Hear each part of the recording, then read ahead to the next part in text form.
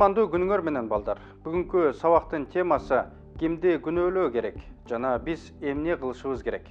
Сабактын максаты алкоголдун адамдын организмине тийгизген зыяндуу таасири тууралуу билимиңерди калыптандыруу. Жакшы ден соолук көптөгөн факторлордон жана кырдаалдардан көз каранды.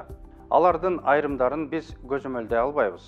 Мисалы, тукум куучулук, курчап турган чөйрөнүн таасири. Бирок ден соолук биринчи кезекте адамдын жүрүм туруму, ал тандаган жана алып жүргөн жашоо мүнөзүнөн көз каранды. Сабагыбызда биз алкоголь пайдалануу тууралуу сөз кылабыз. Балдар, эмне үчүн адамдар алкоголь камтыган ичимдиктерди иче баштайт? Алкоголь же спирт ичимдиктери этил спиртин жөнөкөйлөтүп айтканда алкоголь камтыйт. Спирттин молекуласы чоң эмес жана алдын ала сиңирилбестен эле канга оңой сиңет. Сиңүү ооздун былжырлуу челинде эле башталат. Андан кийин болжол менен 20% ашказандын былжыр челине сиңет. Алкоголдун негизги бөлүгү 80%га жакыны ичке ичегиге сиңирилет. Ичилген алкоголь 5-10 мүнөттөн кийин канга сиңет.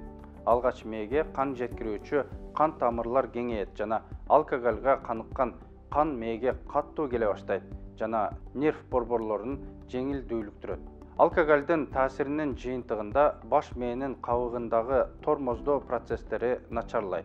Анын жыйынтыгында өз жүрүм турумун көзөмөлдөө кескин төмөндөйт.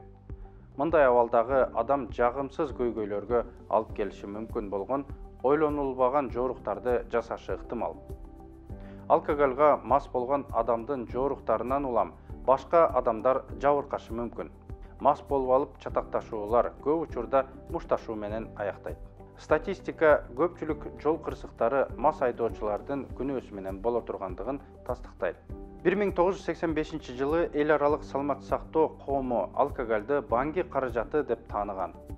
Алкоголдун таасири астындагы адамдын жүрүм турумун алдын ала билүү мүмкүн эмес. Мас адам айланадагы адамдар үчүн коркунуч жаратышы мүмкүн.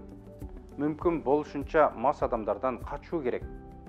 Алкоголь пайдалануу өсүп келе жаткан организмге терс таасирин тийгизет.